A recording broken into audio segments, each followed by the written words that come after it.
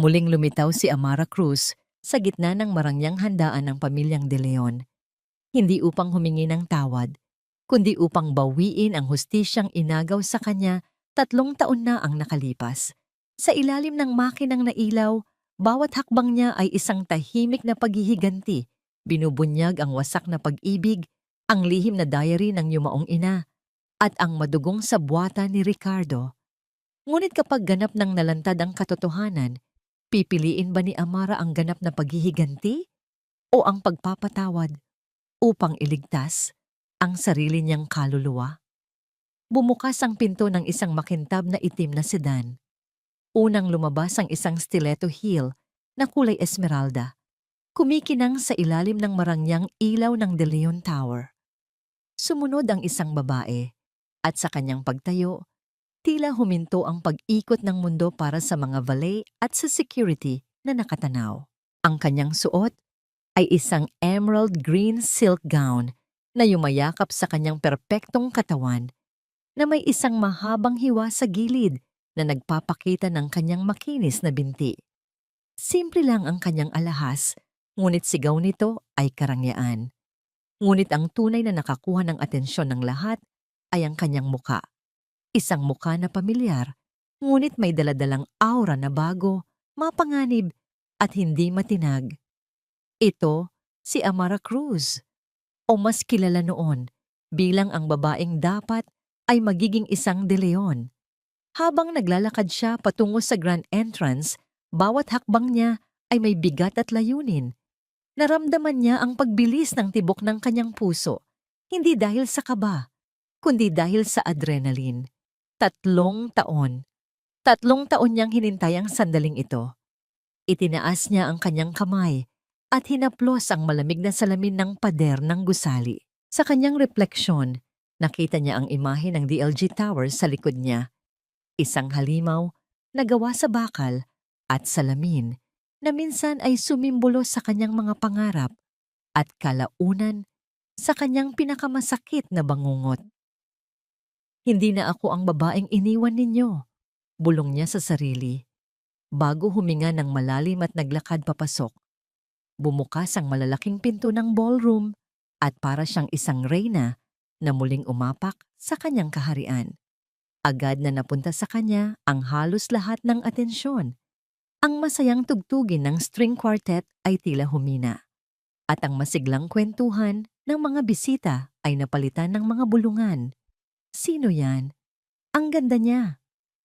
Teka, parang kilala ko siya. Hindi ba't siya yung... Diyos ko, si Amara Cruz. Ang pangalan niya ay kumalat sa loob ng silid na parang apoy sa tuyong damo. Sa gitna ng entablado, nagbibigay ng kanyang talumpati si Don Ricardo de Leon, ang patriarch ng pamilya at ang bakal na haligi ng DLG. Natigil siya sa pagsasalita nang mapansin ang biglang pagbabago sa reaksyon ng kanyang mga panauhin. Sinundan niya ang kanilang mga tingin at doon, sa may pintuan, nakita niya ang multo ng nakaraan. Ngunit hindi ito isang multong kaawa-awa. Ito'y isang multong nagbalik na may kapangyarihan.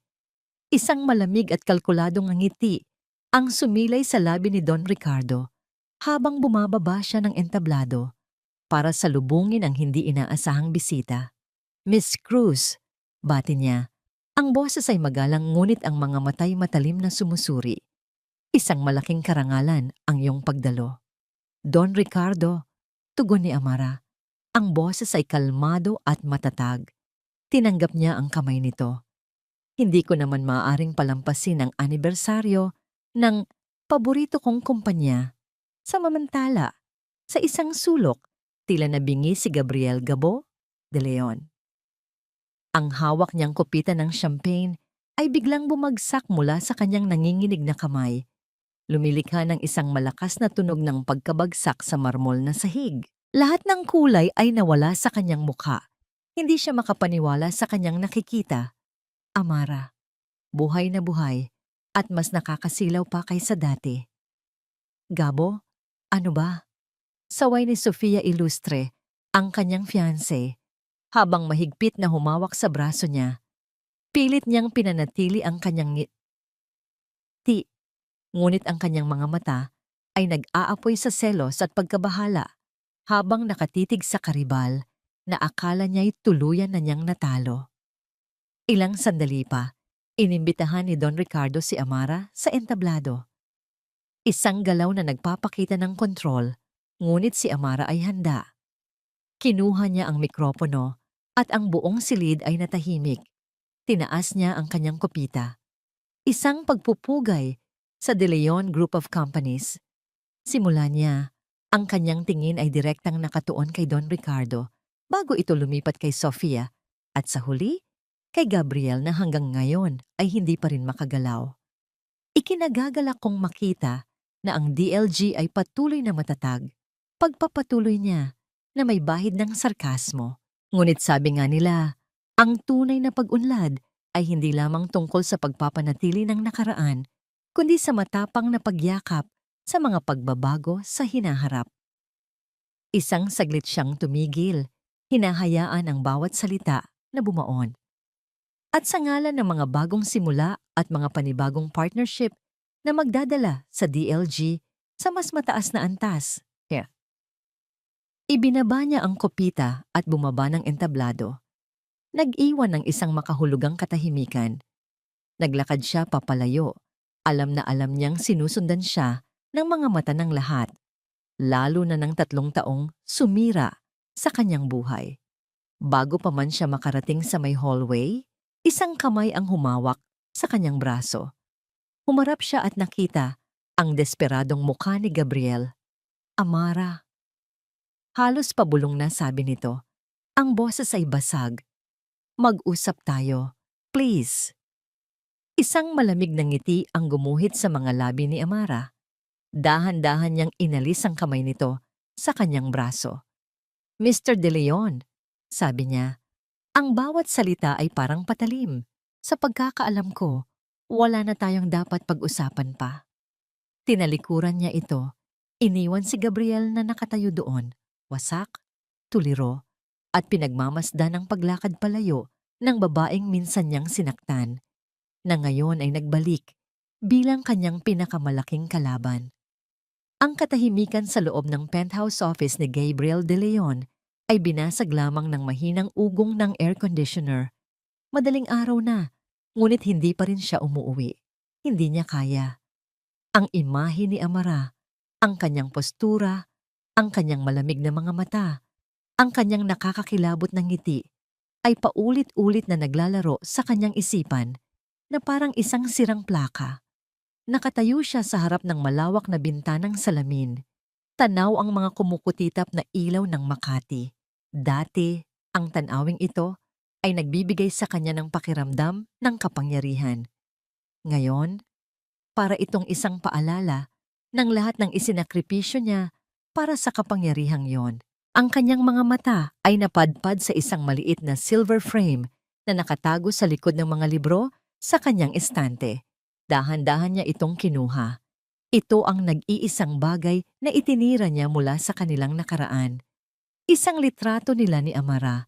Kuha 5 taon na ang nakalipas sa isang beach sa Palawan. Nakangiti sila pareho, mga ngiting abot hanggang sa kanilang mga mata. Masaya, inosente. Walang kamuwang-muwang sa mga unos na paparating. Hinaplos niya ang nakangiting mukha ni Amara sa litrato. Napakabata pa nila. Parang kailan lang ang mundo niya ay umikot lamang sa babaeng yon. Pag-ibig? Gabriel, ginugol ko ang buong buhay ko para itayo ang imperyong ito. Ang malamig na boses ng kanyang ama, si Don Ricardo, ay tumagos sa pader ng kanyang alaala. Nasa loob sila ng library ng mansyon, napapaligiran ng mga libro at ng bigat ng apelyidong De Leon. Hindi ka na bata para magpadala sa emosyon. Si Amra ay isang mabuting babae, oo. Pero masyado siyang malambot. Ang puso niya ay nasa sining at pagtulong sa kapwa. Ang DLG ay hindi isang charity. Anak, ito ay isang digmaan. At sa digmaan, kailangan mo ng isang reyna sa tabi mo, hindi isang prinsesa. Mahal ko siya, Dad, maring sabi ni Gabriel, kahit sa sarili niyang pandinig. ay mahina iyon. Ang pagmamahal ay hindi nagpapatakbo ng 1 bilyong pisong kumpanya. Ganti ni Don Ricardo, sabay lapag ng isang folder sa lamesa, mga litrato ni Sofia Ilustre. Si Sofia, naiintindihan niya ang laro. Ambisyosa siya, matalino, at higit sa lahat, alam niya kung ano ang kailangan para manatili sa itaas. Siya ang kailangan mo. Siya ang kailangan ng DLG. Tinitigan ni Gabriel ang kanyang ama. Nakikita ang determinasyon sa mga mata nito. Sa sandaling iyon, naramdaman niya ang pamilyar na bigat. Ang bigat ng pagiging isang De Leon, ang walang katapusang pangangailangan na patunayan ang kanyang sarili. Ang pag-ibig niya kay Amara ay naging parang isang luho na hindi niya kayang panindigan. Napapikit si Gabriel. Pilit na iwinawaksi ang alaala. Ngunit sumunod naman ang isa pa, mas masakit, mas malinaw. Ang gabi kung kailan niya sinira ang lahat. Umuulan noon, isang malakas na buhos ng ulan na tila nakikidalamhati sa kanilang paghihiwalay. Nakatayo sila sa labas ng apartment ni Amara. Basa, nilalamig, ngunit ang lamig sa loob ng kanilang mga puso ay higit pa roon. Hindi ko maintindihan, Gabo, sabi ni Amara. Ang mga luha ay humahalo sa patak ng ulan sa kanyang mga pisngi. Ang boses niya ay puno ng pagkalito. Kahapon lang, ang saya natin. Pinag-uusapan natin ang kasal, ang mga magiging anak natin. Anong nangyari? Hindi siya makatingin ng diretso sa mga mata nito. Dahil kung gagawin niya, bibigay siya. Sasabihin niya ang totoo. Naduwag siya, na pinili niya ang ambisyon kaysa sa pag-ibig, kaya't sinambit niya ang mga salitang isinaksak sa kanyang isipan ng kanyang ama. Hindi na kita mahal, Amara. Ganun lang kasimple. Kailangan ko ng isang taong makakasabay sa mundo ko, at hindi ikaw yon. Nakita niya kung paano gumuho ang mundo ni Amara sa kanyang harapan. Ang sakit sa mga mata nito ay isang imaheng habambuhay niyang dadalhin. Napaluhod ito sa basang semento, umiiyak ng walang tunog habang siya'y tumalikod at naglakad palayo. Bawat hakbang ay parang isang pagtapak sa sarili niyang kaluluwa. Gabo? Darling, nandito ka pa pala! Ang boses ni Sofia ang pumutol sa kanyang masakit na pagbabalik-tanaw. Pumasok ito sa opisina. Dala ang kanyang signature scent na mamahalin at matamis. Lumapit ito at niyakap siya mula sa likod. Ipinatong ang baba nito sa kanyang balikat. Hindi ka makatulog dahil ba sa kanya? Malambing ang tanong, ngunit may pahiwatig ng pag-aakusa. Pagod lang ako, Sofia, sagot ni Gabriel. Dahan-dahang inalis ang pagkakayakap nito. Pakiramdam niya'y nasasakal siya. Maraming nangyari. Hayaan mo na siya. Isa lang siyang anino ng nakaraan. Sabi ni Sofia, hinawakan ang kanyang muka. Tayo ang hinaharap. Tandaan mo yan. Tayo ang mamumuno sa DLG. Ngumiti si Gabriel, isang pilit na ngiti, at hinalikan ito sa noo. Ngunit habang nakatingin siya sa mga mata ni Sofia, ang nakikita niya ay hindi ang kanilang hinaharap, kundi ang multo ng kanyang pinakamalaking pagkakamali. Kinabukasan, sa unang board meeting pagkatapos ng anibersaryo, naramdaman ng lahat ang pagbabago sa hangin. Pumasok si Amara sa boardroom kasama ang 2 foreign executive at umupo sa kabilang dulo ng mahabang lamesa, diretsong katapat ni Don Ricardo. Kalmado niyang ipinresenta ang mga paunang kondisyon ng kanilang investment partnership. At doon, ginawa niya ang kanyang unang atake. Regarding the Viridian Prime Real Estate Project, sabi ni Amara, ang kanyang boses ay malinaw at professional. Our firm suggests a complete overhaul of the current marketing strategy. The projected returns are underwhelming, considering the capital infused. Ang Viridian Prime ay proyektong hawak ni Sofia. Lahat ng mata ay napunta sa kanya. Namula si Sofia. The strategy is sound, Miss Cruz. It has been approved by the board. Approved, yes. But is it profitable? Putol ni Amara, hindi inaalis ang tingin sa kanya. Can you present to us the comprehensive risk assessment and the projected 5-year ROI based on the current market trends? I believe our international partners would be very interested to see the data backing your sound strategy. Biglang natigilan si Sofia. Ang kanyang lakas ay nasa koneksyon at pagmamanipula, hindi sa mga numero at technical na detalye. Nagpalingalinga siya, naghahanap ng tulong mula kay Gabriel, mula kay Don Ricardo, ngunit walang makapagsalita. Si Amara ay nakatingin pa rin sa kanya, matiyaga. Ang kanyang mga mata ay parang isang mandaragit na naghihintay sa kanyang biktima na gumawa ng maling galaw. Ang katahimikan sa loob ng silid ay nakakabingi. Sa unang pagkakataon, sa harap ng buong board of directors, si Sofia Ilustre ay napahiya at walang masabi. Ang pagpapahiya kay Sofia sa boardroom ay simula pa lamang. Alam ni Amara na ang kanyang ginawa ay parang pag-alog sa isang pugad ng mga ahas. Ngayon, kailangan niyang maging handa sa kanilang mga kagat. Kinabukasan habang nagkakape sa kanyang bagong opisina sa DLG Tower, isang strategic move na iginiit ng kanyang firm para masubaybayan ang investment. Isang breaking news alert ang lumabas sa kanyang laptop screen. Controversial na US investor, may itinatagong iskandalo. Ang nakaraan ni Amara Cruz, sinisilip. Nabitawan ni Amara ang kanyang tasa. Ang article na inilathala ng isang kilalang business tabloid ay puno ng mga insinuasyon. Binanggit nito ang isang nabigong negosyo na sinubukan daw ni Amara sa New York na nagdulot ng malaking pagkalugi sa kanyang mga kasosyo. Walang pangalan, walang detalye, puro mga mapanirang puring pahiwatig. Isang malinis at profesional na hatchet job. Sofia! Bulong ni Amara sa sarili habang mariing nakakuyom ang kanyang kamao. Hindi niya kailangan ng ebidensya. Alam niyang ito ang ganti ng babae. Isang ganting duwag na idinadaan sa paninira sa dilim. Hindi pa man tumatagal ng 10 minuto, sunod-sunod na ang tawag at email na natanggap niya.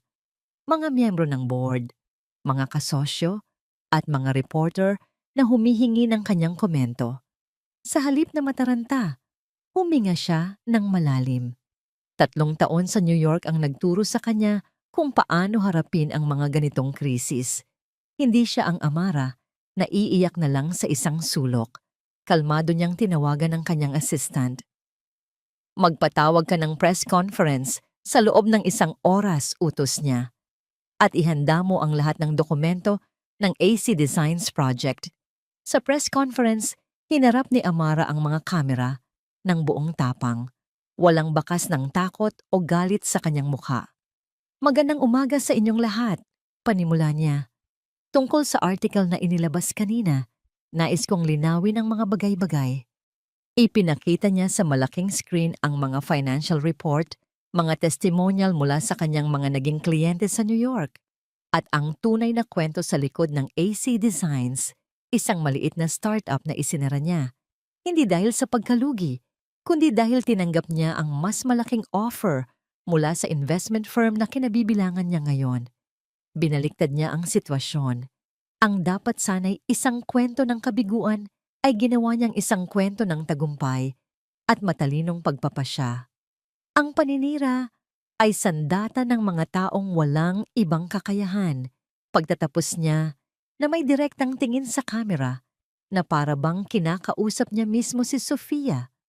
Ako at ang kumpanyang aking kinakatawan ay naninindigan sa integridad at katotohanan. Tapos na ang press con. Hindi pa siya tapos. Pagbalik niya sa opisina, may naghihintay na sa kanya. Si Don Ricardo de Leon. Nakaupo ito sa visitor's chair na para bang siya ang nagmamay-ari ng lugar. Ang kanyang presensya ay mabigat at nakakakilabot. Magaling, sabi ni Don Ricardo. Ang kanyang mga daliri ay magkasalikop sa ibabaw ng kanyang tuhod. Magaling kang sumagot sa media, manang-mana ka sa iyong ina. Napatigil si Amara, bihira nitong banggitin ang kanyang ina. Hindi ko alam kung yan ay isang papuri o isang insulto. Ituring mo itong isang babala, sabi ng matanda. Ang kanyang boses ay bumaba, naging mas mapanganib. Alam ko kung ano ang ginagawa mo, Amara. Ang pagbabalik mo, ang partnership na ito, hindi ito tungkol sa negosyo. Ito ay tungkol sa nakaraan. Itigil mo na habang maaga pa. Maraming paraan para makuha ang gusto mo nang hindi winawasak ang lahat.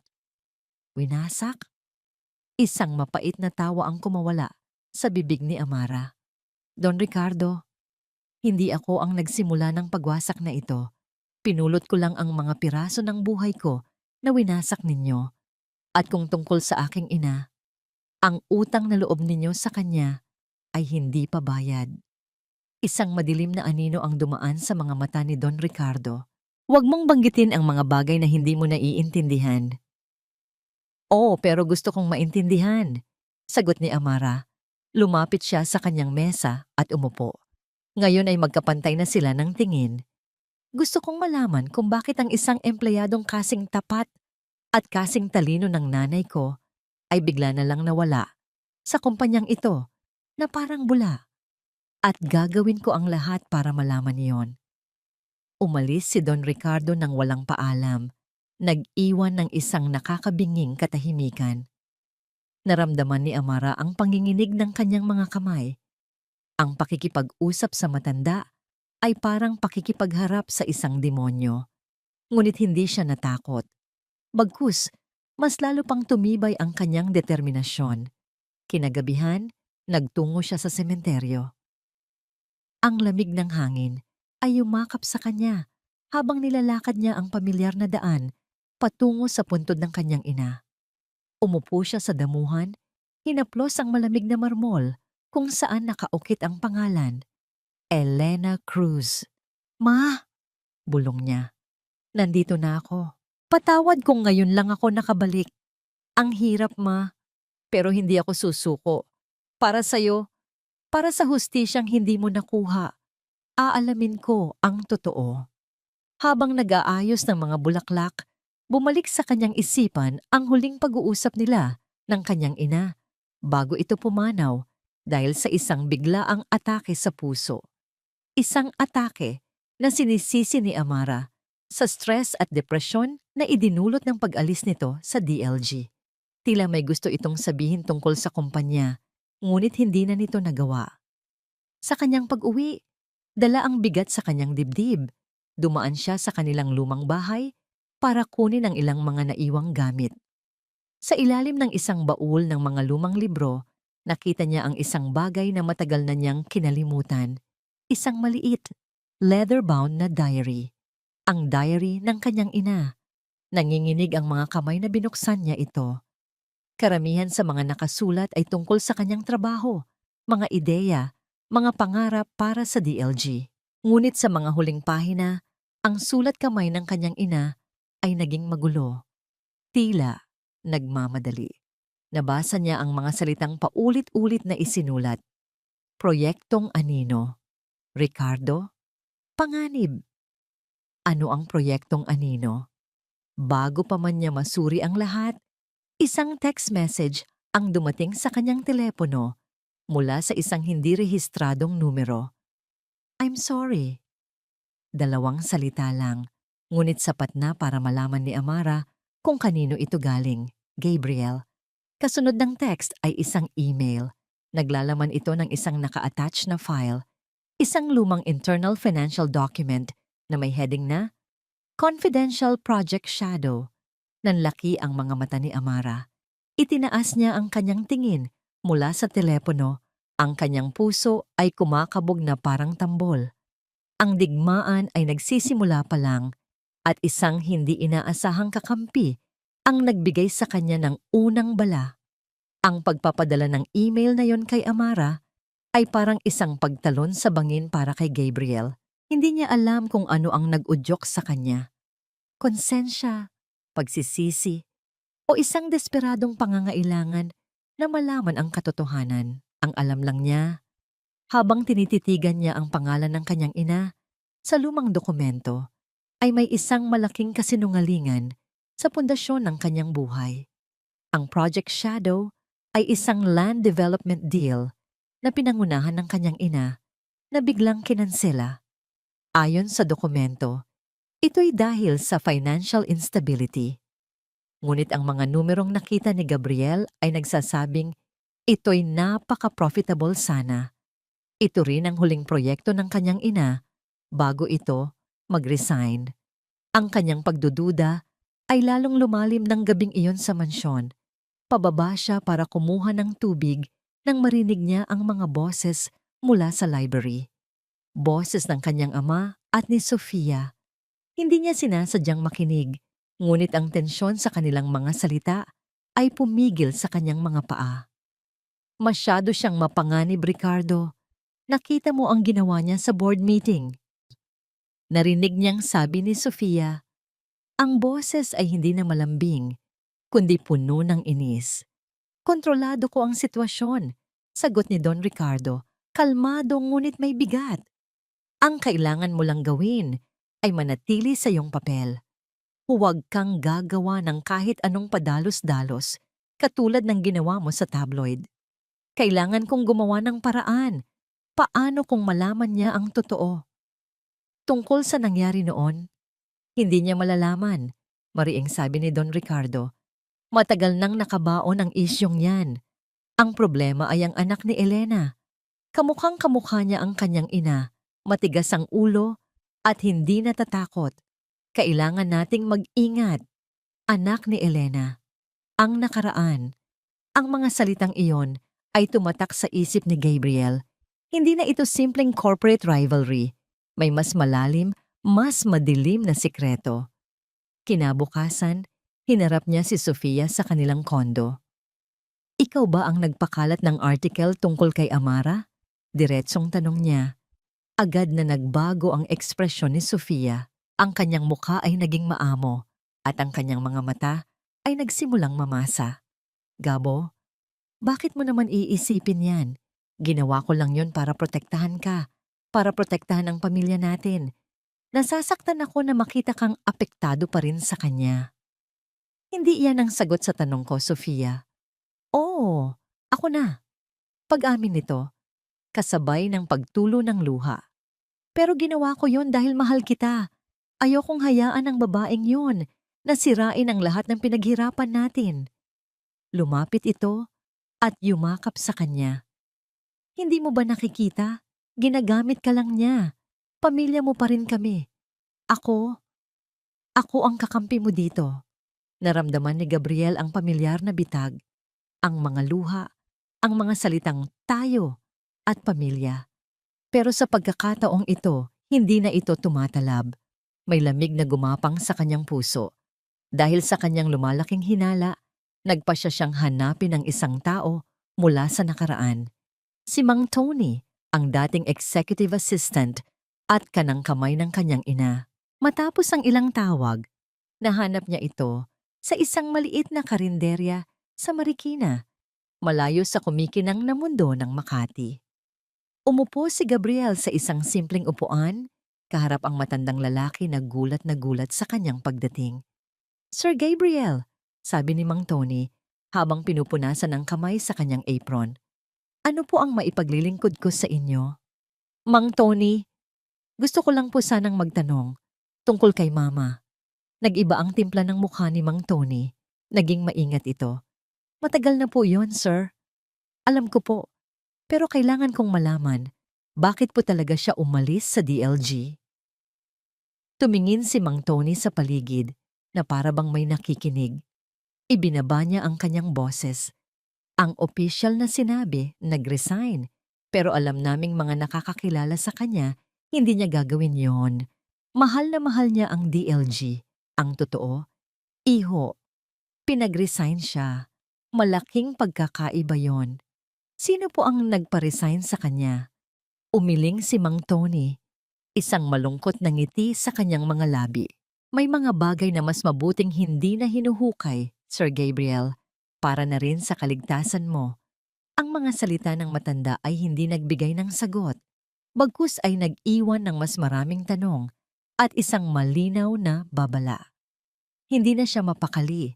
Kailangan niyang makausap si Amara. Kailangan nitong malaman na hindi siya ang kalaban. Nag-text siya, humihiling na magkita sila. Sa kanyang pagtataka, pumayag ito. Nagkita sila sa isang maliit na coffee shop sa Kapitolyo, isang lugar na madalas nilang puntahan noong sila pa. Ang amoy ng kape at mga alaala ay sumalubong kay Gabriel.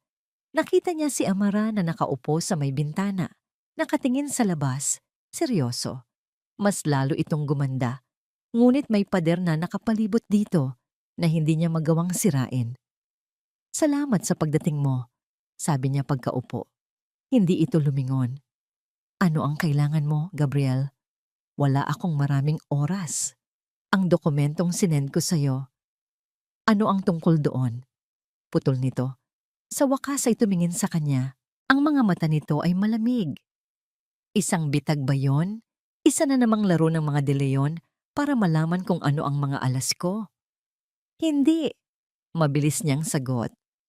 "Amara, maniwala ka. Gusto kong malaman ang totoo. May mali sa pagkakaalis ni Mama sa DLG. At sa tingin ko, konektado yon sa kung anong nangyari sa atin." Isang mapait na ngiti ang sumilay sa labi ni Amara. "Ang nangyari sa atin, Gabriel, ay dahil pinili mo ang kapangyarihan kaysa sa akin. Huwag mong gamitin ang nanay ko para bigyan ng dahilan ang kaduwagan mo. Bawat salita ay parang sampal.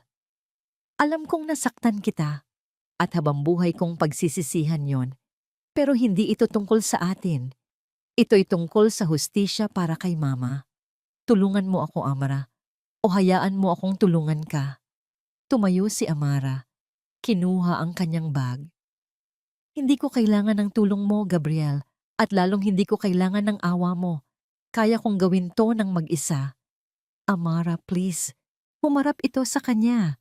At sa isang saglit, nakita niya ang kislap ng dating Amara, ang babaeng mahina at nasasaktan. "Tapos na tayo, Gabriel. Huwag ka nang lalapit sa akin." Tumalikod na ito at nagsimulang maglakad.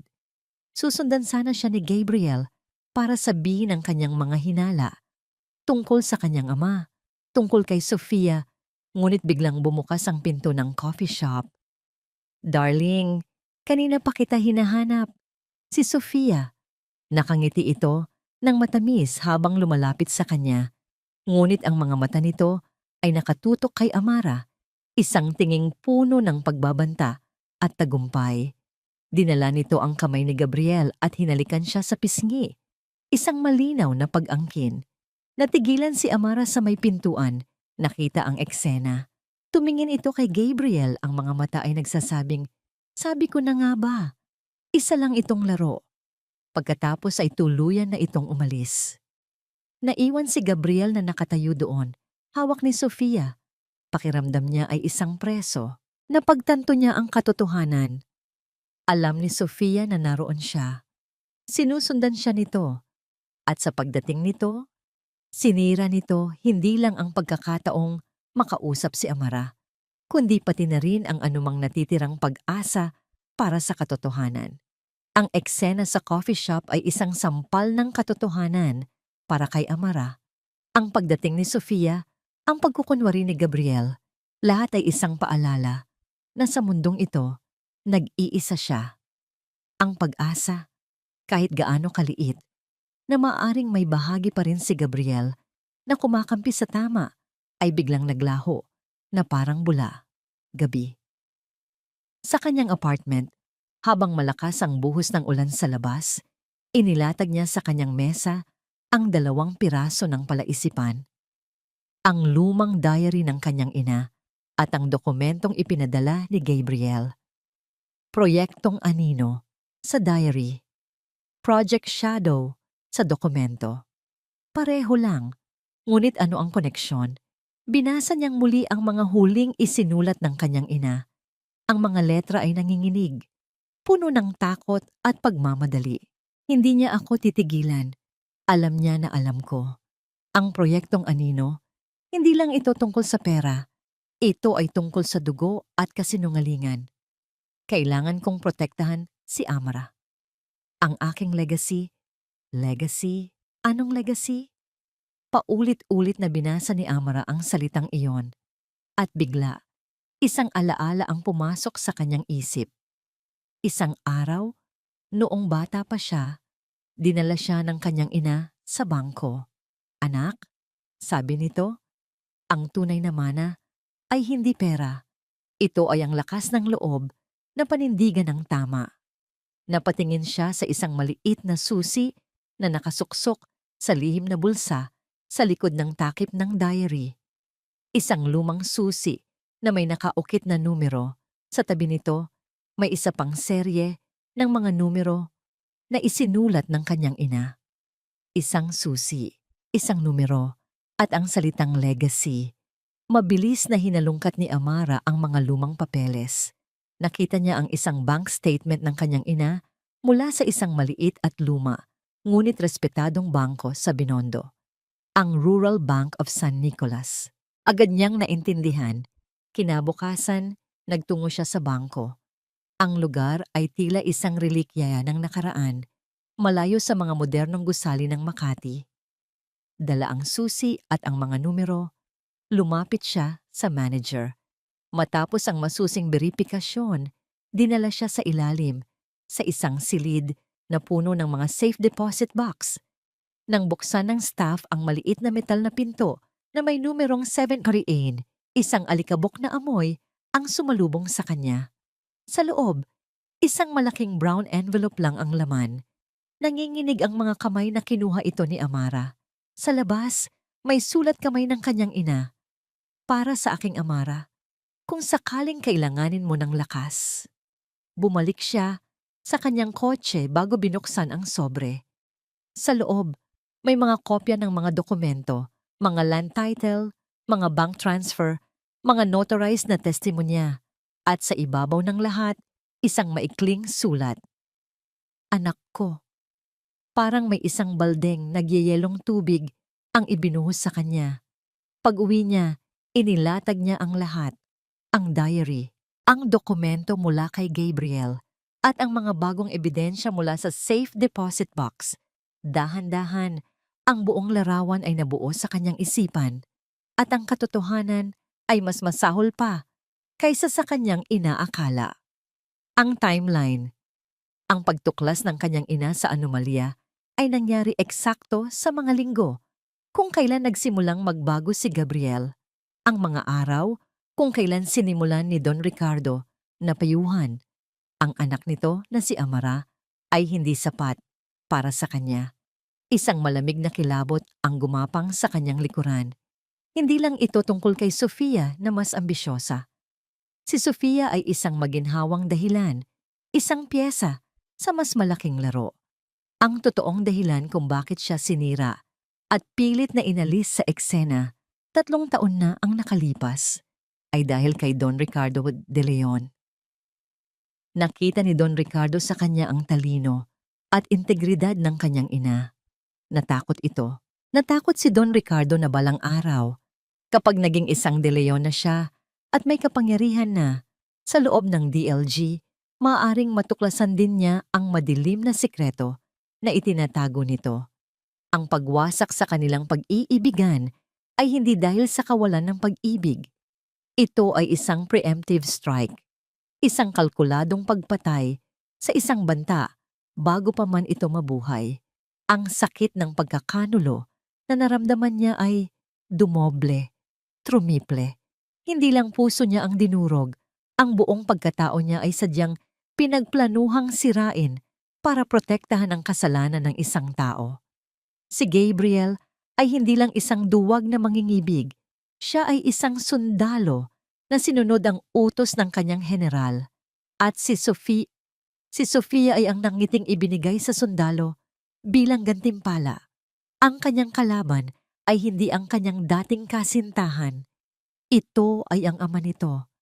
Isang imperyo na itinayo sa kasinungalingan. Isang halimaw na nagkukubli sa likod ng isang kagalang-galang na pangalan. Habang nakaupo siya sa dilim, napapaligiran ng mga ebidensya ng kasalanan, biglang tumunog ang kanyang telepono. Isang hindi pamilyar na numero. Nag-atubili siyang sagutin. Ngunit may nag-udyok sa kanyang gawin ito. Hello? Katahimikan sa kabilang linya, maliban sa mahinang paghinga. Sino to? Tanong niya ulit. Isang garalgal at mahinang boses ng isang lalaki ang sumagot. Si Miss Amara Cruz po ba ito? Ako nga. Sino po sila? Nagkaroon ulit ng isang sandaling katahimikan na para bang nag-iipon ng lakas ng loob ang nasa kabilang linya. At pagkatapos, sinabi nito ang mga salitang nagpatindig sa lahat ng balahibo sa kanyang katawan. Alam ko ang ginawa nila sa nanay mo. Click! Nawala ang tawag.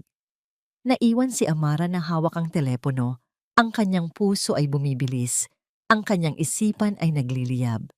Ang digmaan ay nagbago na ng anyo.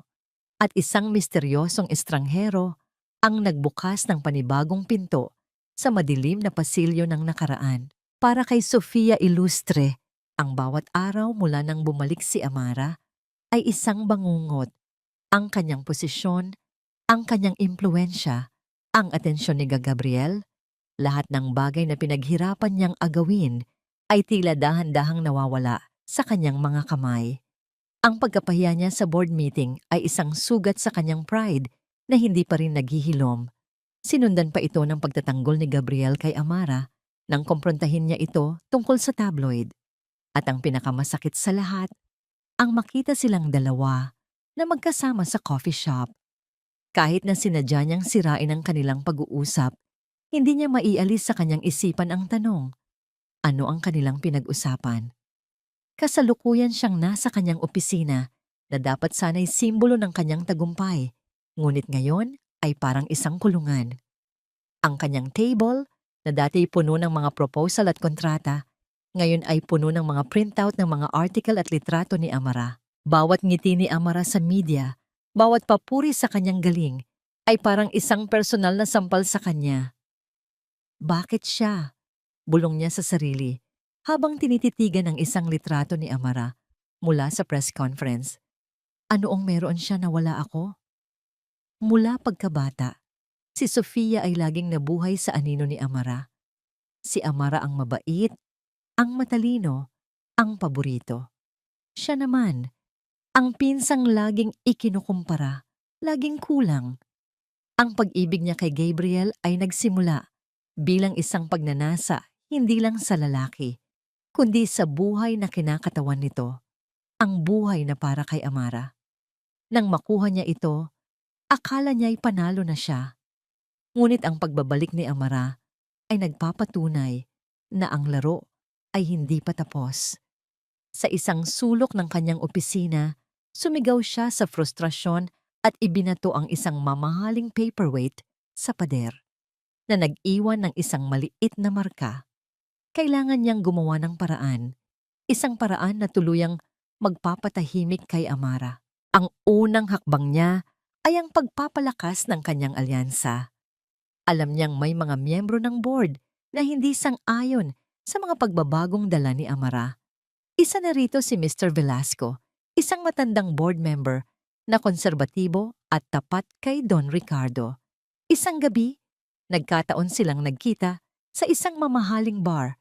Suot ang isang mapang-akit na pulang bestida, ginamit ni Sofia ang lahat ng kanyang charm. Mr. Velasco, sabi niya, habang inilalapit ang kanyang upuan. Nakakabahala ang mga nangyayari sa DLG.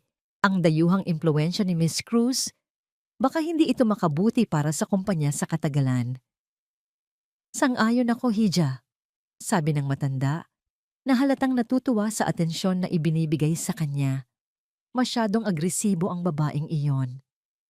Kaya nga po kailangan ng kumpanya ang mga taong tunay na nagmamalasakit dito. Pagpapatuloy ni Sofia, habang bahagyang idinidikit ang kanyang kamay sa braso ng matanda. Mga taong tulad natin na inuuna ang kapakanan ng DLG. Ang gabi ay natapos na may isang pangako ng suporta mula kay Mr. Velasco. Isang maliit na tagumpay, ngunit alam niyang kulang pa ito. Kailangan niya ng isang bala na tatama mismo sa puso ni Amara. At naisip niyang ang tanging paraan ay ang paghahanap ng dumi sa nakaraan nito. Kinabukasan, Tinawagan niya ang isang pribadong investigador na may reputasyon sa paggawa ng maruruming trabaho. Gusto kong malaman ang lahat, utos ni Sofia sa telepono habang nakatanaw sa bintana. Pinagmamasdan ang mga taong maliliit sa ibaba. Lahat ng ginawa ni Amara Cruz sa loob ng 3 taon niya sa New York.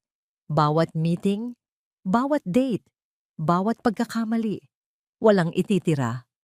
Habang hinihintay ang resulta, sinimulan niya ang kanyang pangalawang plano, ang pagwasak sa tiwala sa pagitan ni Amara at ng mga taong maaaring makatulong dito, lalo na kay Gabriel. Isang hapon, habang alam niyang abala si Gabriel sa isang meeting, sinadya niyang iwan ang kanyang cellphone sa mesa nito. Maya-maya, tumawag ang kanyang investigador. At tulad ng inaasahan, nang bumalik si Gabriel, nakita niya ang pangalan ng PI sa screen. "Sino to, Sofia?" tanong ni Gabriel. Ang kanyang boses ay may bahid ng hinala. Mabilis na kinuha ni Sofia ang telepono. Ang kanyang mukha ay nagpakita ng pagkagulat at pag-aalala. Wala yan, darling. Isang kaibigan lang na humihingi ng tulong." "Bakit parang pamilyar ang pangalan?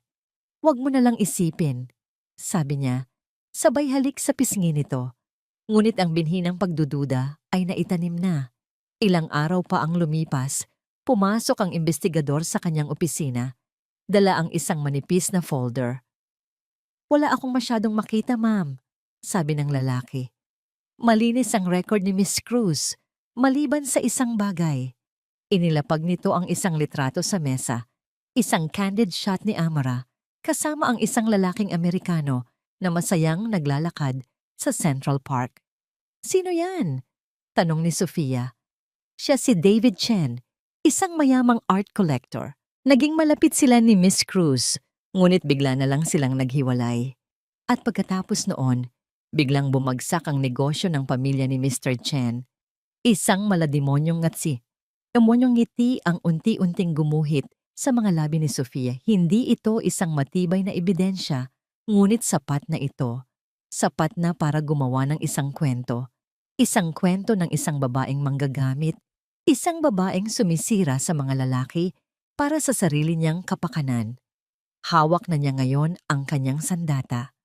At habang tinititigan niya ang litrato, nag-isip siya kung paano ito gagamitin sa pinakamalupit na paraan. Hindi niya ito ilalabas sa media. Masyadong halata iyon. Gagamitin niya ito sa isang paraan na mas personal, mas masakit. Ilang sandali pa, tumunog ang kanyang telepono. Ito ang investigador. "Ma'am Sofia," sabi nito sa kabilang linya, tila nag-aalangan. "May isa pa pala akong nalaman. Tila hindi lang po si Mr. Chen ang posibleng koneksyon. May isang insidente.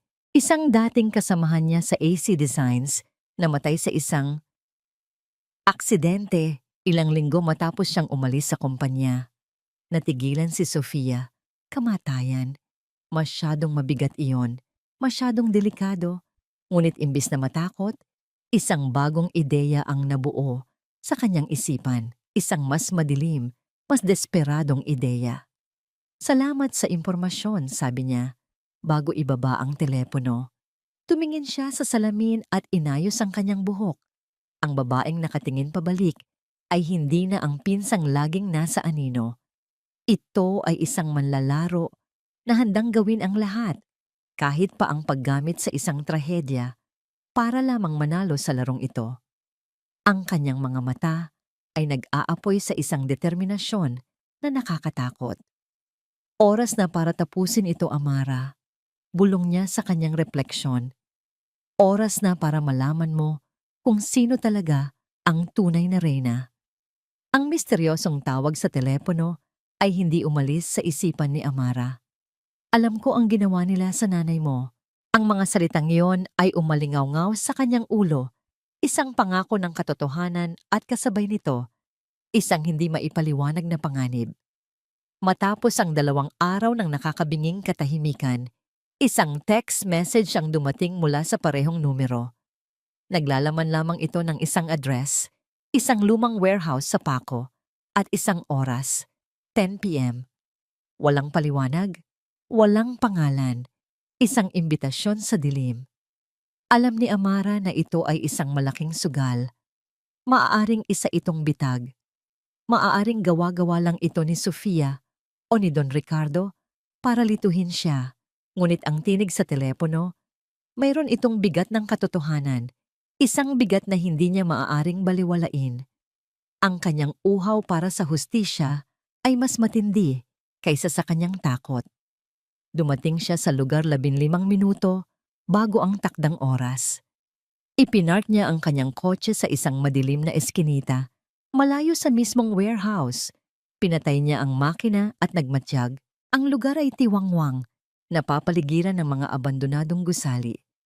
Tanging ang sinag ng buwan at ang ilaw mula sa isang sirang poste ang nagsisilbing liwanag.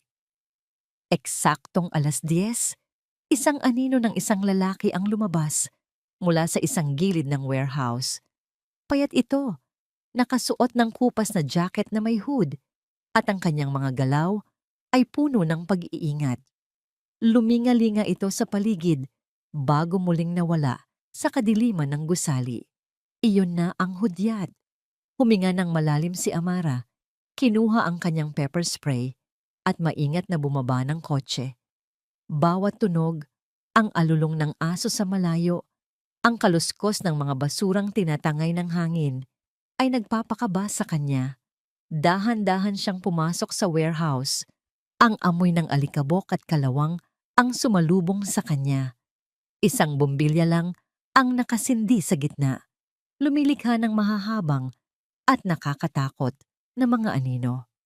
"Sino ka?" tanong ni Amara sa kawalan. Ang kanyang boses ay umalingaw-ngaw sa malawak na espasyo. "Hindi na mahalaga kung sino ako," sagot ng isang pamilyar na boses mula sa likod ng mga nakatambak na kahon. Ito ang boses sa telepono. "Ang mahalaga ay ang mga nalalaman ko." Dahan-dahang lumabas ang lalaki mula sa anino. Nang matamaan ng ilaw ang kanyang mukha, agad siyang nakilala ni Amara. Bahagyang tumanda, mas payat, at may takot sa mga mata, ngunit siya pa rin iyon. "Mang Ruben?" Bulong ni Amara, hindi makapaniwala.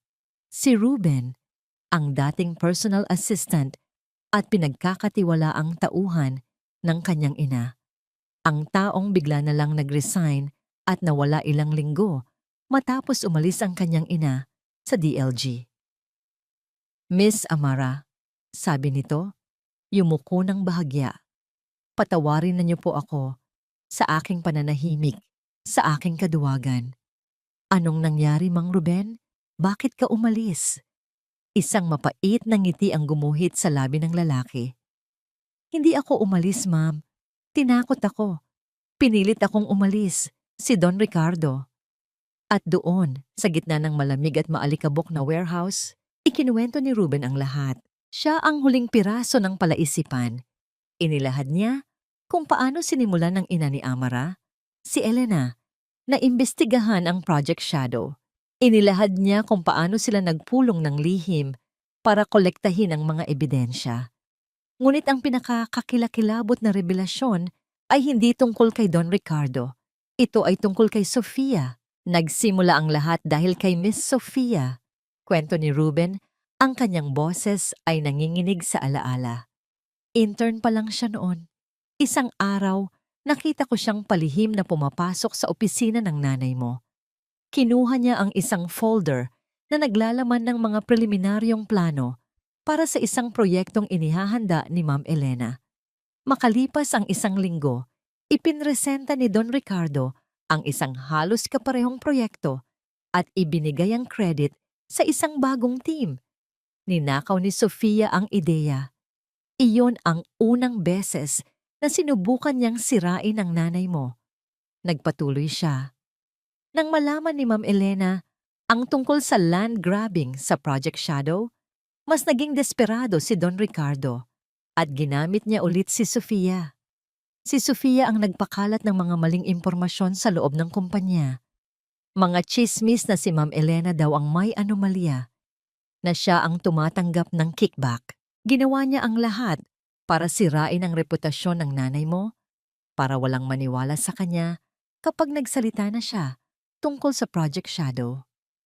Parang sinaksak si Amara, ang kanyang pinsan, ang babaeng lumaki kasama niya. Ang gumawa pala ng lahat ng ito ay hindi lang basta isang mga agaw ng kasintahan.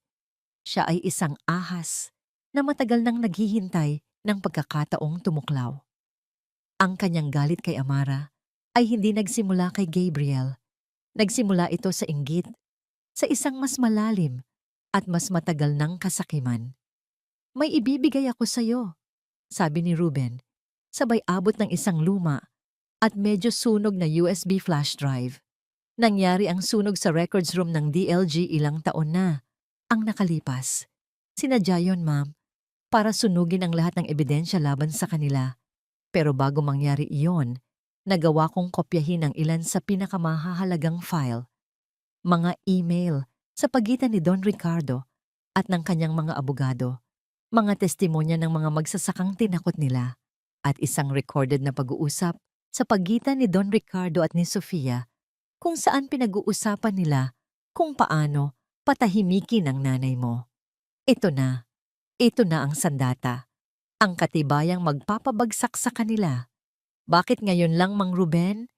Tanong ni Amara, ang kanyang boses ay basag. Takot, ma'am. May pamilya ako. Pinagbantaan nila ang buhay ng mga anak ko. Sagot nito, may mga luhang namumuo sa kanyang mga mata. Pero nang makita kita sa TV, nang makita ko ang tapang mo, naisip ko, ito na ang oras para itama ang mali. Para sa nanay mo, isa siyang napakabuting tao. Niyakap ni Amara ang matanda. Salamat, Mang Ruben. Salamat. Sa kanyang pag-uwi, hawak ang USB na parang isang banal na relikya. Naramdaman ni Amara ang bigat ng kanyang responsibilidad. Nasa kanya na ang lahat para isakatuparan ang kanyang paghihiganti. Handa na siya para sa huling laban. Ngunit pagdating niya sa kanyang condo unit, naramdaman niyang may mali. Ang pinto ay bahagyang nakaawang. Dahan-dahan siyang pumasok. Ang kanyang puso ay kumakabog. Walang tao. Ngunit ang kanyang opisina, wasak. Ang mga papel ay nakakalat. Ang mga drawer ay bukas. May hinahanap sila. At sa ibabaw ng kanyang laptop, may isang pulang sobre. Kinakabahan na binuksan niya ito. Sa loob, isang litrato. Ang litrato niya kasama si David Chen sa New York. Sa likod nito, may nakasulat sa pulang tinta. Alam namin ang lahat ng sikreto mo. Ang susunod na babagsak ay ikaw. Kasabay nito, tumunog ang kanyang telepono. Si Don Ricardo. Ang boses nito sa kabilang linya ay malamig na parang yelo. Walang emosyon, ngunit puno ng kapangyarihan. May mga bagay na hindi mo dapat ginagalaw, Amara. Ibinaling ni Amara ang kanyang tingin sa USB na mahigpit niyang hawak. Alam na nila. Alam nilang may alas na siya. At ngayon, ipinapaalam din nila na may alas din sila laban sa kanya. Ang digmaan ay hindi na palihim. Ito ay harapan na. Ang banta ni Don Ricardo ay hindi natapos sa tawag na yon.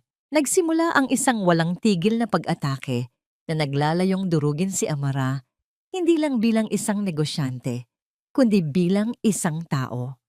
Unang sumabog ang kwento tungkol kay David Chen, pinalaki at binaluktot para palabasin si Amara bilang isang oportunista. Ngunit ang tunay na lason ay ang kasunod na ibinato ni Don Ricardo, isang kasinungalingan na kahit si Amara ay hindi inakalang magagawa nito.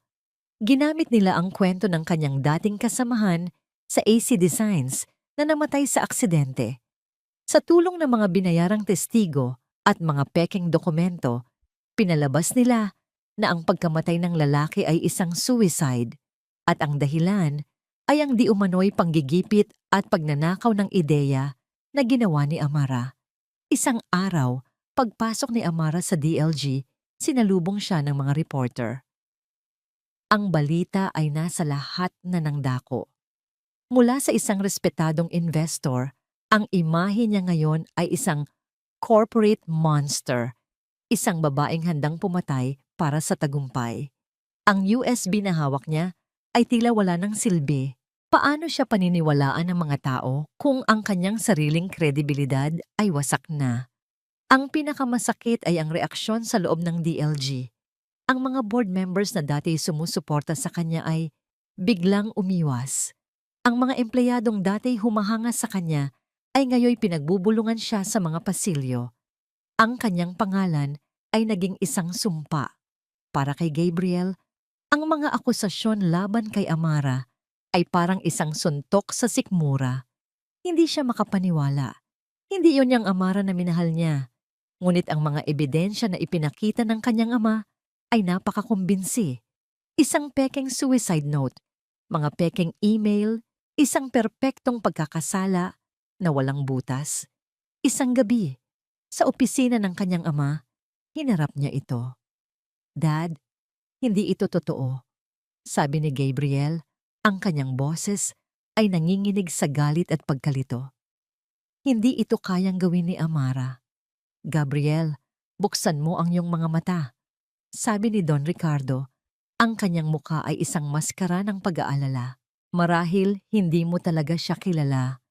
Ang kapangyarihan ay nakapagpapabago ng tao. Ginagawa ko ito para protektahan ang pangalan ng pamilya. Ang pangalan mo."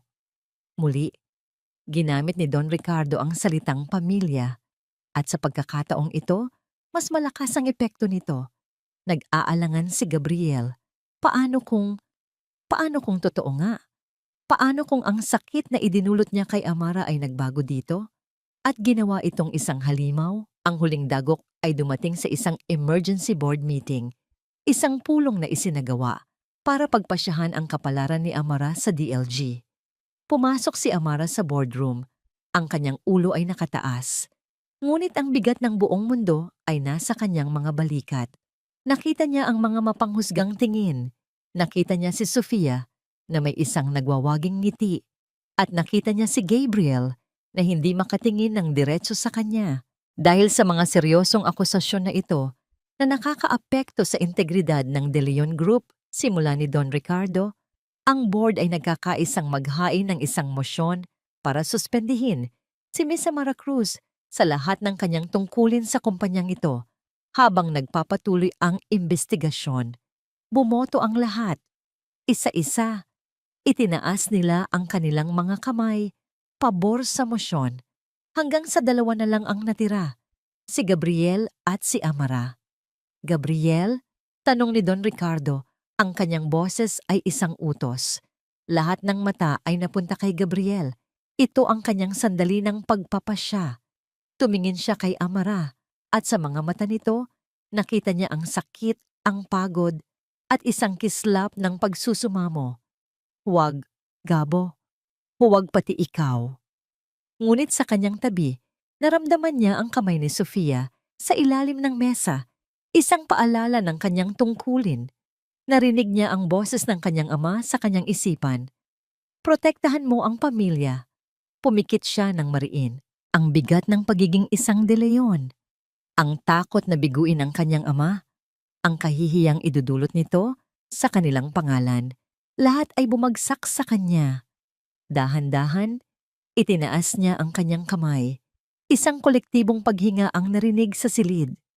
Para kay Amara, ang pagtaas ng kamay na yon ay mas masakit kaysa sa lahat ng paninira.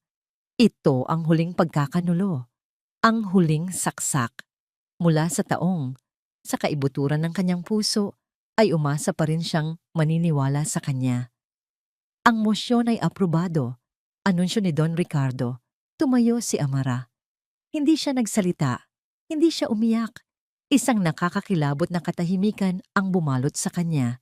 Tiningnan niya si Gabriel sa huling pagkakataon. Isang tinging walang emosyon na para bang tumitingin sa isang estranghero. Pagkatapos ay tumalikod siya at naglakad palabas. Habang naglalakad siya sa pasilyo na dati nilalakaran niya ng may kapangyarihan, 2 security guard ang sumalubong sa kanya. "Ma'am, kailangan po naming samahan kayo palabas ng gusali." Sa bawat hakbang palabas, naramdaman ni Amara na nawawala ang lahat. Ang kanyang reputasyon, ang kanyang posisyon, ang hustisya para sa kanyang ina, at ang huling piraso ng kanyang tiwala sa sangkatauhan. Nang makalabas siya sa grand lobby ng DLG Tower, bumuhos ang malakas na ulan na para bang ang langit ay nakikidalamhati sa kanya. Nakatayo siyang mag-isa sa gitna ng unos, basang-basa, walang masilungan. Lahat ay nawala. Talo na siya. Samantala, sa loob ng opisina ni Gabriel, matapos ang pulong, ibinagsak niya ang kanyang kamao sa pader na gawa sa mahogany. Lumilikha ng isang malakas na tunog. Ang sakit sa kanyang mga kamay ay walang-wala kumpara sa sakit sa kanyang dibdib. Sumisigaw ang kanyang konsensya. Sa kanyang pag-upo, gulong-gulo ang isip. Napansin niya ang isang maliit na detalye sa folder ng ebidensya na ibinigay ng kanyang ama. Isang timestamp sa isang email. 2:03 a.m. New York time. Tanda niya ang gabing iyon. Kausap niya si Amara sa telepono hanggang madaling araw. Imposibleng nagpapadala ito ng email sa oras na yon.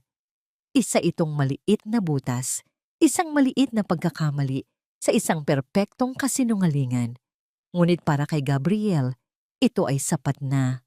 Sapat na para mapagtanto ang kanyang karumal-dumal na pagkakamali. Itinaas niya ang kanyang kamay laban sa babaeng minsan niyang minahal, batay sa isang kasinungalingan. At sa sandaling iyon, alam niyang kailangan niyang pumili. Mananatili ba siyang isang De Leon na sunod-sunuran o gagawin niya ang tama kahit pa ang kapalit nito ay ang pagsira sa sarili niyang ama? Ang araw ng General Shareholders Meeting ay dumating. Ito ang araw kung saan formal na tatanggalin si Amara bilang board member at partner ng De Leon Group. Para kay Don Ricardo at Sofia, ito ang araw ng kanilang ganap na tagumpay. Pumasok si Amara sa malawak na function hall, hindi bilang isang akusado, kundi bilang isang manonood sa sarili niyang pagbitay. Nakasuot siya ng simpleng itim na damit, ang kanyang mukha ay kalmado, ngunit ang kanyang mga mata ay naglalaman ng bigat ng isang digmaang tila natalo na siya. Dumating siya, hindi para ipagtanggol ang sarili, kundi para harapin ang kanyang mga kaaway sa huling pagkakataon para ipakita sa kanila na hindi siya nagtatago. Umupo siya sa isang sulok sa likuran, isang anino sa gitna ng karamihan. Nagsimula ang pulong. Ipinakita ni Don Ricardo ang mga nagawa ng DLG, ang mga plano para sa hinaharap. At sa wakas, dumating siya sa agenda ng araw, ang permanenteng pagpapatalsik kay Amara Cruz dahil sa mga seryosong isyu ng integridad na naglalagay sa pangalan ng ating kumpanya sa alanganin. Panimula ni Don Ricardo, ang kanyang boses ay puno ng pekeng kalungkutan. Sa bigat ng aking puso, kailangan nating pagtibayin ang desisyon ng board. Si Sofia, na nakaupo sa tabi ni Gabriel sa harap, ay may isang maliit, halos hindi mapansing ngiti ng tagumpay sa kanyang mga labi. Ngunit bago pa man matapos ni Don Ricardo ang kanyang sasabihin, isang boses ang pumutol sa kanya. Sandali, lahat ay napalingon. Si Gabriel De Leon, sa unang pagkakataon, ay tumayo laban sa kanyang ama sa harap ng daan-daang tao. May kailangan tayong linawin bago tayo magpatuloy, sabi ni Gabriel. Ang kanyang boses ay nanginginig sa simula, ngunit unti-unting tumatatag. Nagulat si Don Ricardo. Gabriel, umupo ka. Hindi ito ang oras para... Ito po mismo ang tamang oras, Dad. Putol ni Gabriel. Tumingin siya sa mga shareholders sa board at sa namumutlang mukha ni Sofia. Ang mga akusasyon laban kay Miss Amara Cruz ay kasinungalingan, isang paninirang puri na binuo para sirain siya. Isang malakas na bulungan ang pumuno sa silid. Si Amara, mula sa kanyang kinauupuan, ay napatitig, hindi makapaniwala. Anong pinagsasasabi mo, anak? Galit na tanong ni Don Ricardo. Nawawala na ang kanyang composure. Ang katotohanan, Dad, Ang katotohanang matagal mo nang itinatago, sagot ni Gabriel. Kinuha niya ang isang remote at sa malaking screen sa likod ng entablado, sa halip ng mga financial chart, lumabas ang isang audio file. Click. Masyado siyang mapanganib, Ricardo. Paano kung malaman niya ang totoo tungkol sa nangyari noon? Ang boses ni Sofia, malinaw at puno ng pag-aalala, ay umalingaw-ngaw sa buong silid. Hindi niya malalaman. Matagal nang nakabaon ang isyong yan. Ang kalmadong boses ni Don Ricardo ang sumunod. Nagkagulo ang mga tao. Napakapit ng mahigpit si Sofia sa kanyang upuan. Ang lahat ng kulay ay nawala sa kanyang mukha. Ito ay isang recording ng pag-uusap nila ilang linggo na ang nakalipas, paliwanag ni Gabriel. At ano ang issue na matagal nang nakabaon? Ito po. Nag-flash sa screen ang mga dokumento ng Project Shadow, ang mga testimonya ng mga magsasaka, ang mga bank transfer, lahat ng ebidensya ng land grabbing scheme ni Don Ricardo. At sino ang tumulong sa kanya para itago ang lahat ng ito? Pagpapatuloy ni Gabriel, ang kanyang tingin ngayon ay nakatuon kay Sofia. Nag-flash sa screen ang isang lumang log file mula sa DLG server. Ito po ang access log ng computer ni Mrs. Elena Cruz.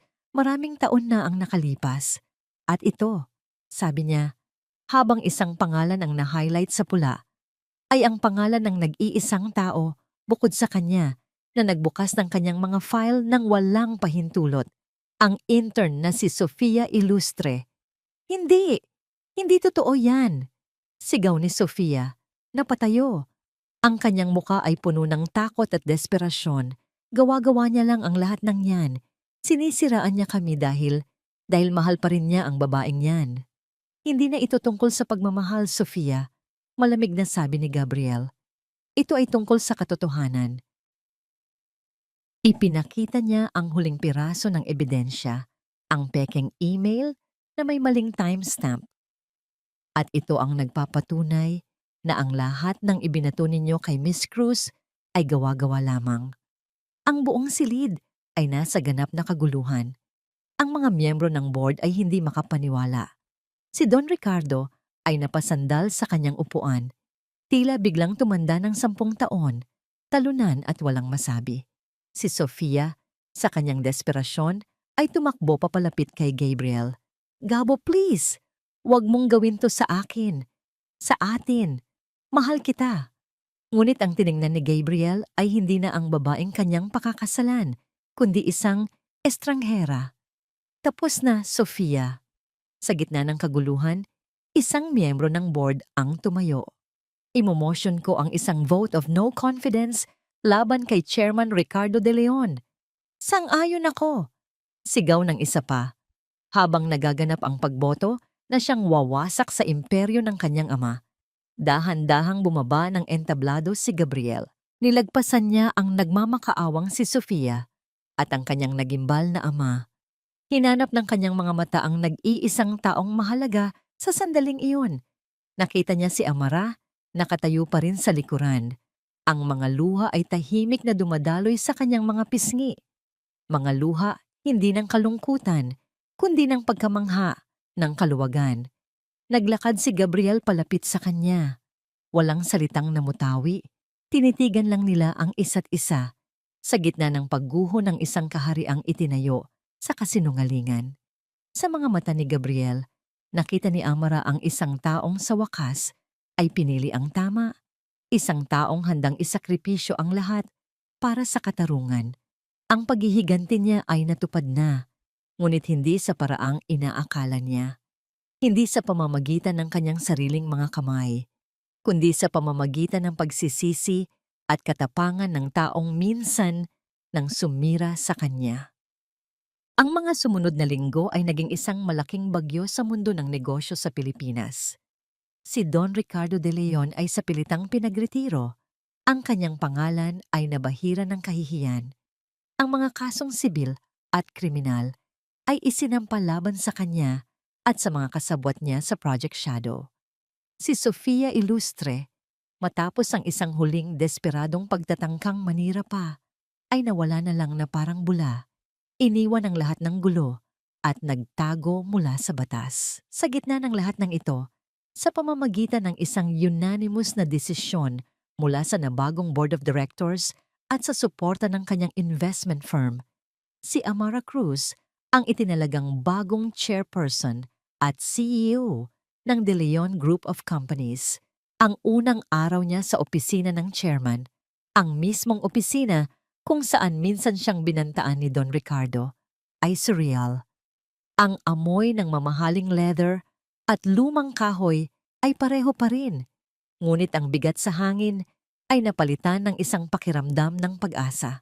Lumakad siya patungo sa malaking bintana, kaparehong bintana kung saan madalas tumayo si Gabriel at tinanaw ang buong Makati. Ngayon, ang tanawing ito ay hindi na sumisimbolo sa sakit, kundi sa isang panibagong simula. Isang hapon, habang abala siya sa pag-aaral ng mga dokumento, isang pamilyar na anino ang tumambad sa kanyang pintuan. Si Sofia. Mukha itong pagod, magulo ang buhok, at wala na ang dating kumpiyansa. Amara, sabi nito, ang boses ay paos. Please, kausapin mo ang mga abogado. Pakiusap, bawiin mo ang kaso. Pinsan mo pa rin ako. Tinitigan siya ni Amara ng matagal, walang emosyon.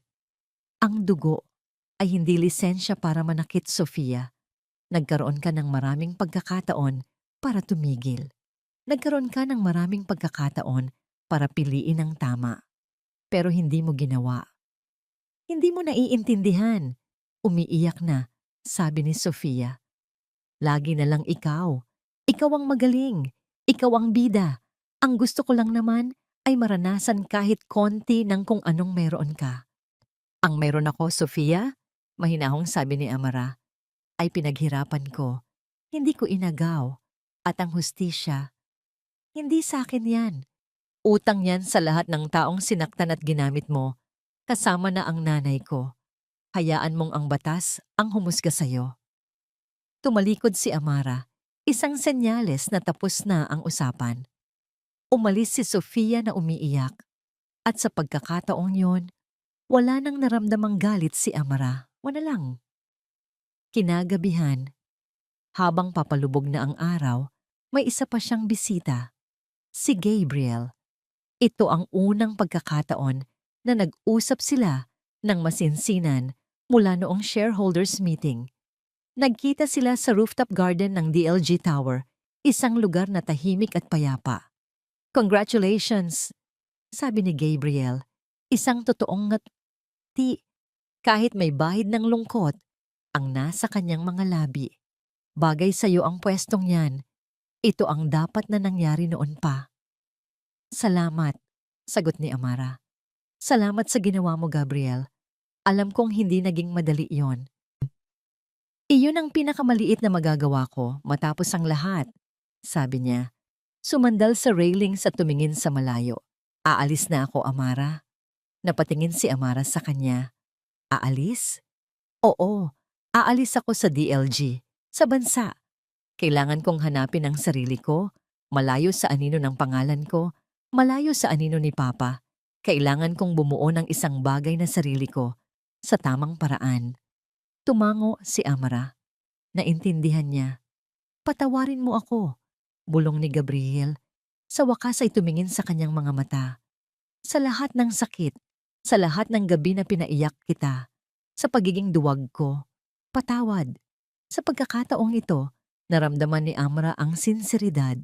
Nakita niya sa mga mata nito hindi lang ang pagsisisi, kundi ang tunay na pagbabago. Matagal na kitang pinatawad, Gabriel, sabi niya, at naramdaman niya ang bigat na tuluyang nawala sa kanyang dibdib. Pinatawad na kita, hindi dahil karapat-dapat ka, kundi dahil karapat-dapat akong maging malaya. Malaya mula sa galit. Isang mapait na ngiti ang gumuhit sa labi ni Gabriel.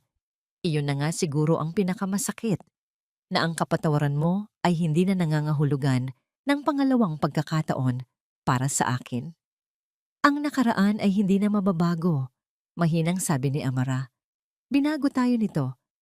Hindi na tayo ang dalawang taong nagmahalan sa Palawan. At ayos lang yon. Tumayo sila roon ng ilang sandali.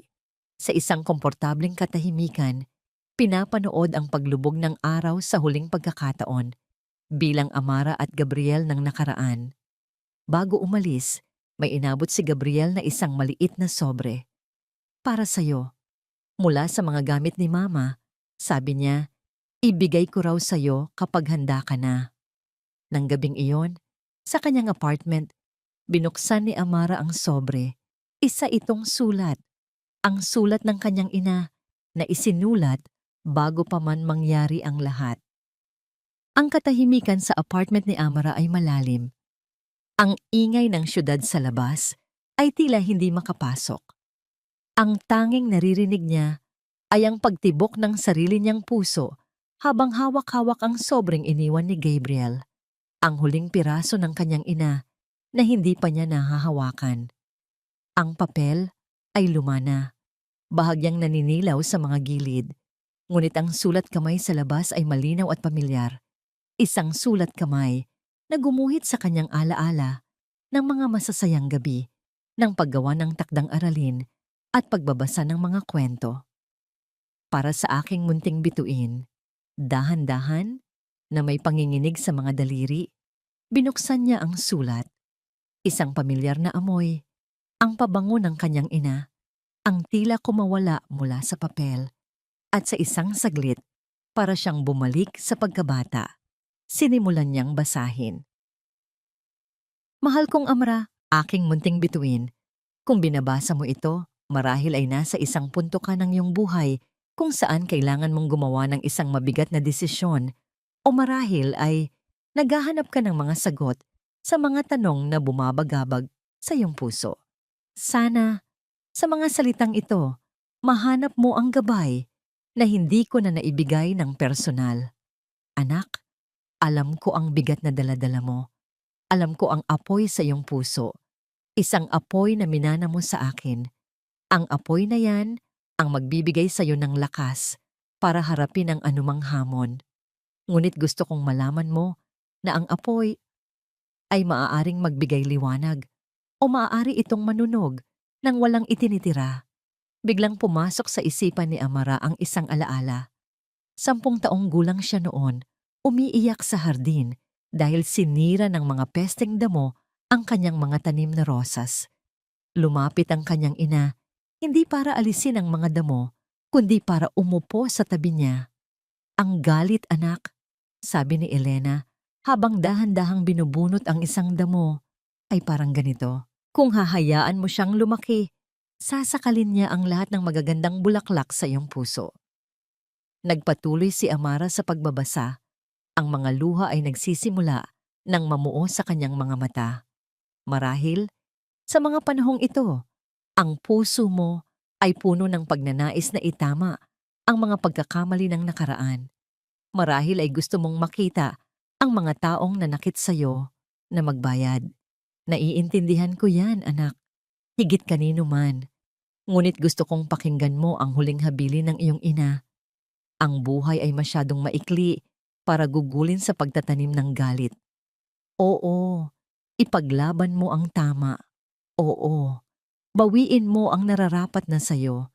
Ngunit kapag nakuha mo na ang hustisya, huwag kang titigil doon. Huwag mong hayaang ang paghihiganti ang maging katapusan ng iyong kwento. Lagi mong tatandaan, huwag mong hayaang ang kanilang kadiliman ang magdikta sa kulay ng iyong mundo.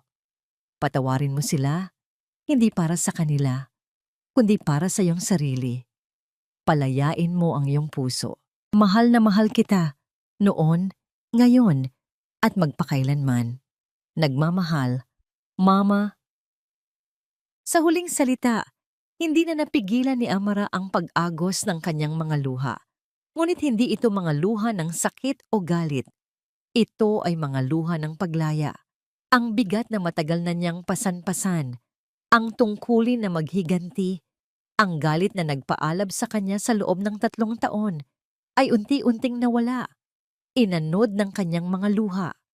Niyakap niya ang sulat sa kanyang dibdib at sa katahimikan ng kanyang silid, humikbi siya hanggang sa maubos ang lahat ng sakit na natira.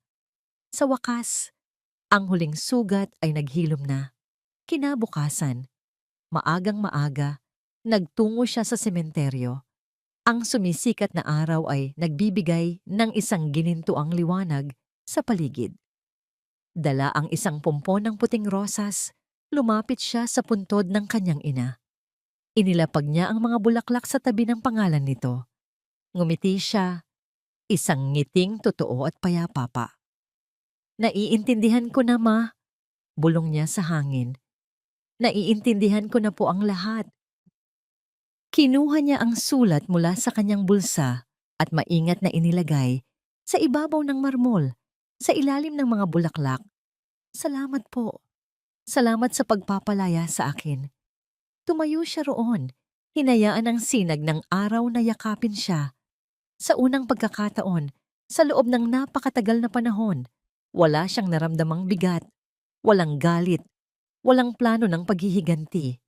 Tanging kapayapaan. Tumingin siya sa kalangitan, huminga ng malalim, at ngumiti. Malaya na ako. Isang taon ang lumipas, ang De Leon Group, sa ilalim ng pamumuno ni Amara Cruz, ay hindi lang bumangon, kundi umunlad sa paraang hindi inaasahan. Ipinatupad niya ang mga programang nakatuon sa etika, integridad at pagtulong sa komunidad. Ang mga pangarap na dati isinulat lang ng kanyang ina sa isang diary. Isa na siyang leader na hinahangaan, hindi lang sa talas ng kanyang isip, kundi sa laki ng kanyang puso. Isang hapon, habang nagkakape siya sa isang tahimik na bookstore, isang postcard ang dumating para sa kanya na ipinadala sa opisina. Galing ito sa isang lugar sa kabila ng karagatan. Walang pangalan ng nagpadala. Kinuha niya ito. Sa harap, isang litrato ng isang payapang lawa na napapaligiran ng mga bundok. Sa likod, isang maikli at simpleng sulat kamay. I found my peace. I hope you find yours. Nahanap ko na ang aking kapayapaan. Sana mahanap mo rin ang sayo. Isang maliit, payapang nangiti ang sumilay sa mga labi ni Amara. Itinabi niya ang postcard. Oo, nahanap na niya. Matagal na. At handa na siyang magsimula sa susunod na kabanata. Lumipas pa ang ilang buwan.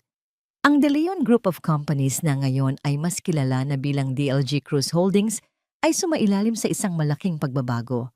Hindi na ito isang kumpanyang pinapatakbo ng takot at kasakiman, kundi isang institusyon na may puso. Naglunsad si Amara ng Elena Cruz Foundation, isang programang nagbibigay ng scholarship sa mga mahihirap ngunit matatalinong estudyante at tumutulong sa mga komunidad na naapektuhan ng mga corporate development. Isang direktang pagtama sa mga kasalanan ng Project Shadow. Ang mga empleyado ay mas masaya, mas produktibo. May liwanag at paggalang na sa bawat pasilyo ng DLG Tower. Nahanap ni Amara ang tagumpay, hindi sa pamamagitan ng paghihiganti, kundi sa pamamagitan ng pagbabago. Ngunit ang tunay na pagbabago ay makikita hindi sa boardroom, kundi sa katauhan mismo ni Amara. Isang Sabado ng hapon, malayo sa mga spreadsheet at corporate meetings, nakaupo si Amara sa isang maliit at tahimik na coffee shop sa isang gilid ng Quezon City, isang lugar kung saan walang nakakakilala sa kanya bilang ang makapangyarihang CEO. Nakasuot lang siya ng simpleng puting bestida at sandals. Ang kanyang buhok ay nakalugay lang at sa kanyang mukha, wala nang bakas ng tensyon o galit na minsan ay naging maskara niya. Ang tanging naroon ay kapayapaan. Hawak niya ang isang libro tungkol sa sining ng kintsugi, ang sining ng mga Hapon sa pag-aayos ng mga basag na banga gamit ang ginto, na naniniwalang ang mga bitak at pag-aayos ay bahagi ng kasaysayan ng isang bagay at dapat ipagdiwang, hindi itago. Para sa kanya, perpektong simbolo ito ng kanyang buhay. Habang abala siya sa pagbabasa, isang lalaki na may dalang 3 libro at isang tasa ng kape ang nagmamadaling dumaan sa kanyang mesa. Sa kanyang pagmamadali, nasagi nito ang maliit na mesa. Oops! Gumalaw ang tasa. Sa isang slow motion na pangyayari, nakita ni Amara kung paano tumagilid ang tasa at ang mainit na kape ay dahan-dahang bumuhos. Diretso sa pahina ng librong kanyang binabasa. Ay naku, miss! Sorry! Sabi ng lalaki. Ang kanyang boses ay puno ng pagkataranta. Mabilis niyang inilapag ang kanyang mga gamit at kumuha ng tissue para subukang punasan ang natapong kape. Pasensya ka na talaga. Ang clumsy ko. Tumingin si Amara mula sa nabasang libro patungo sa lalaki. Matangkad ito, marahil ay isang arkitekto o artist base sa kanyang suot na simpleng linen shirt at sa mga librong dala nito tungkol sa disenyo. Ngunit ang nakakuha ng kanyang atensyon ay ang sinseridad at hiya sa mga mata nito. Sa halip na mainis, isang maliit na tawa ang kumawala sa bibig ni Amara. Isang tunay at magaan na tawa. Nagulat din siya sa sarili niyang reaksyon. Ang dating Amara ay siguradong sisimangot at magagalit. Ngunit ang bagong Amara ay nakita ang katatawanan sa sitwasyon. Ayos lang, sabi niya. Papel lang naman to. At saka, mukhang kailangan ko na rin ng bookmark. Napakamot sa ulo ang lalaki, bahagyang namumula. Nakakahiya talaga. Sige, ganito na lang. Bibilhan na lang kita ng bago. Seryoso. Wag na. Okay lang talaga. Ngiti ni Amara. Hindi ako papayag. Giit nito na may ngiti na ring sumisilay sa kanyang labi. Ako si Miguel nga pala. Amara? Sagot niya. Amara.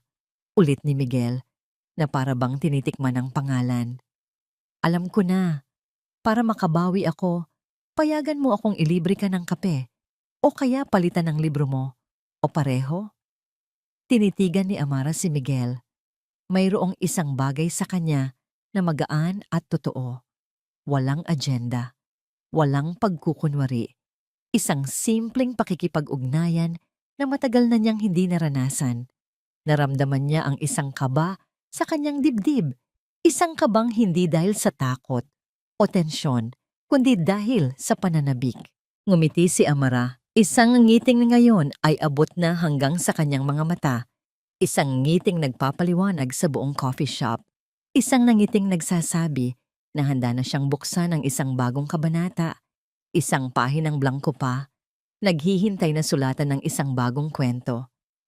Sige, sabi niya. Isang kape. Pero sa susunod na araw na siguro? Lumiwanag ang mukha ni Miguel. Talaga? Sige, isang karangalan. Ang huling eksena ay ang pagngiti ni Amara habang pinagmamasdan si Miguel na kumukuha ng kanyang numero sa telepono. Ang digmaan ay tapos na. Ang mga sugat ay naghilom na. At ang babaeng minsan ay bumalik para sa paghihiganti ay sa wakas na tagpuan ang kanyang tunay na tagumpay. Hindi sa pagpapabagsak sa kanyang mga kaaway, kundi sa pagpapalaya sa kanyang sarili at sa pagiging handa na muling umibig, na muling umibig, na muling umibig, na muling umibig, na muling umibig, na muling umibig, na muling umibig.